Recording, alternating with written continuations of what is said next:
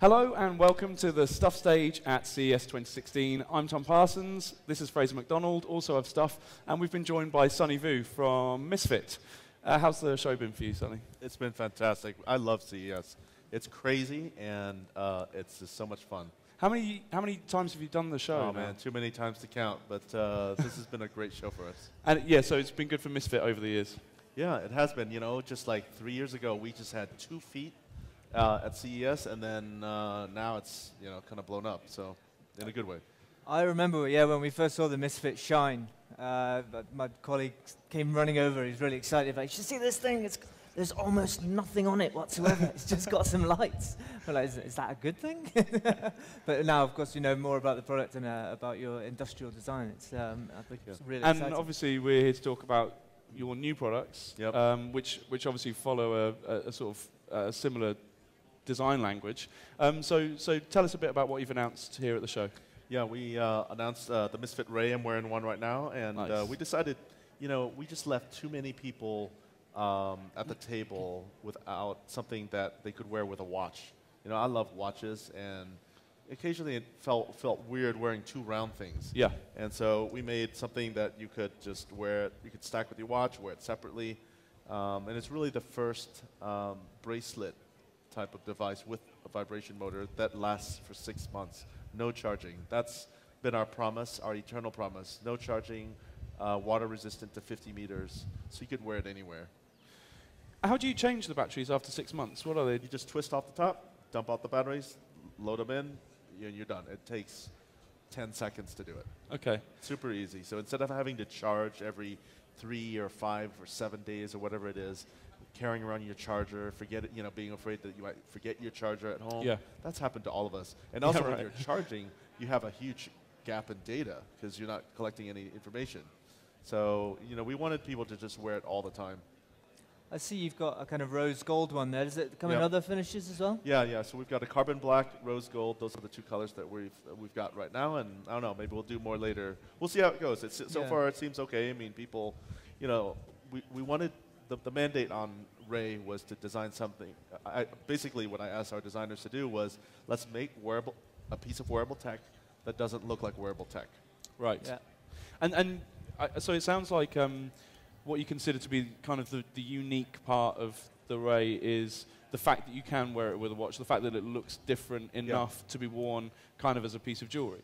Yeah, basically, I mean, we've got a bunch of different bands that you can wear it with, but the idea is to get, a lot of the jewelry tech that we've seen, you have to charge it.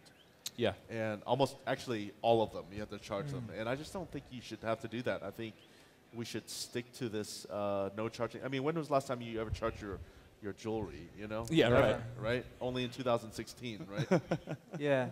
Although we do have a friend who collects watches, and I suspect, although he denies it, that he's got one of those things for winding watches that sits in your bedroom. The auto rotator. And your watches rotate. No, you could probably put activity trackers on those and cheat, Yeah, you could put your tracker in there. And it just thinks you've been doing circles for 24 hours.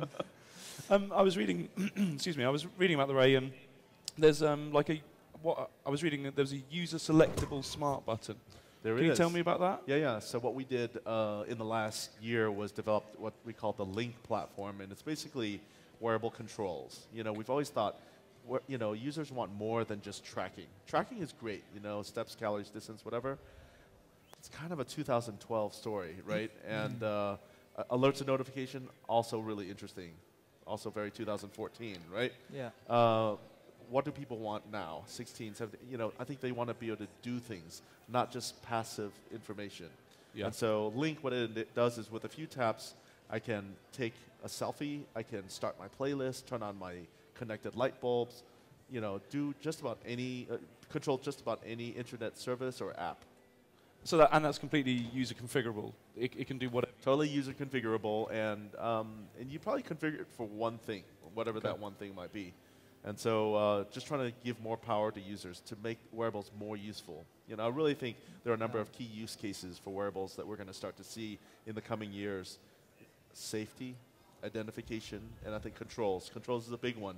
And so we're really bringing in on a bunch of partners to do that. So our products work with Spotify and Pandora. It works with the camera app on your phone. Yeah.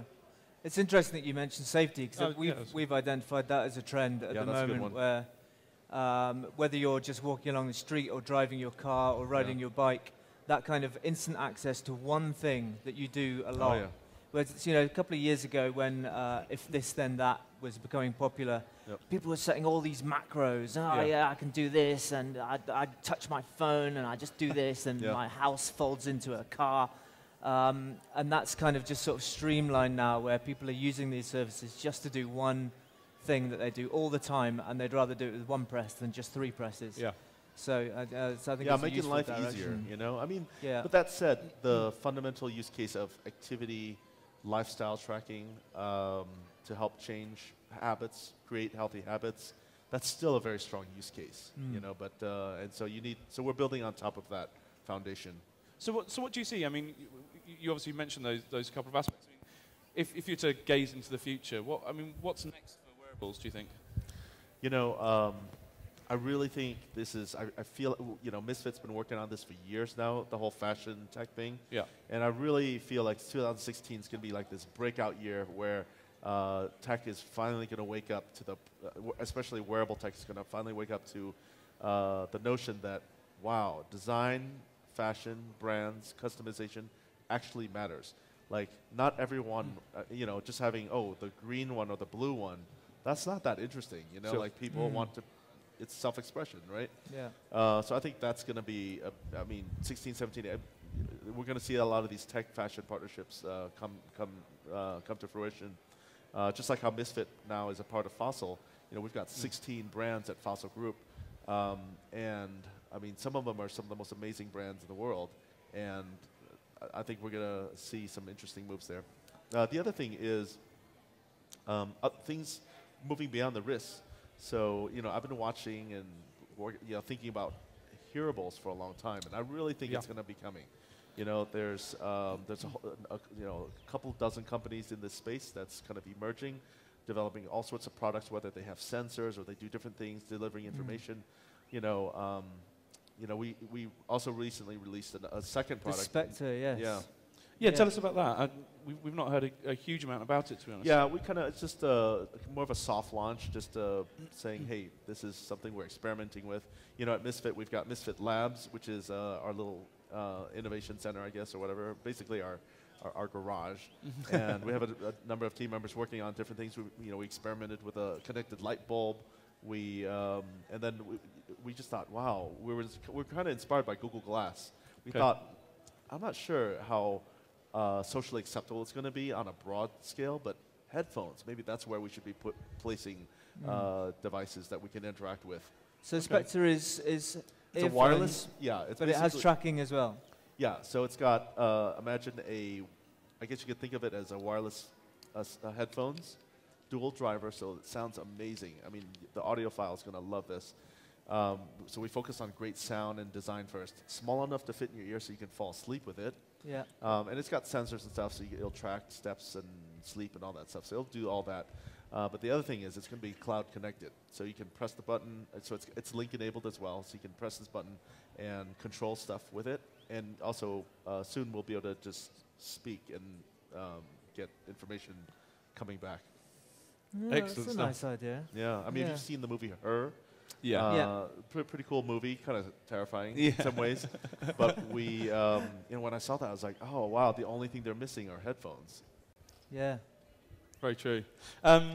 We've also seen at the show, it feels like smart clothing is finally kind of becoming a realistic proposition. We've really liked the Hexoskin Smart. Is that an area that you see developing and becoming kind of more important? And is that something you guys are looking into? Yeah, I think there are gonna be a number of initiatives there. A number of startups will continue to pop up and maybe go away. I think it might be some time before we see really mainstream proliferation of connected textile products. Okay. I think main thing is it's so closely tied to fashion and design, and also it's kind of hard to, what are you going to do, replace your whole closet with this stuff, And so I think it's going to take a little longer, but it's definitely interesting. I mean, how cool is that? But I mean, the use cases have to be really interesting too. Put on a shirt, tells you your heart rate. Okay, why do you need, you know, why do you need that? You know, but we'll see. Okay. I think that's all we've got time for, I'm afraid. So this is the stuff stage at CES 2016. This is Tom Parsons, Fraser McDonald, and Sonny Vu signing off.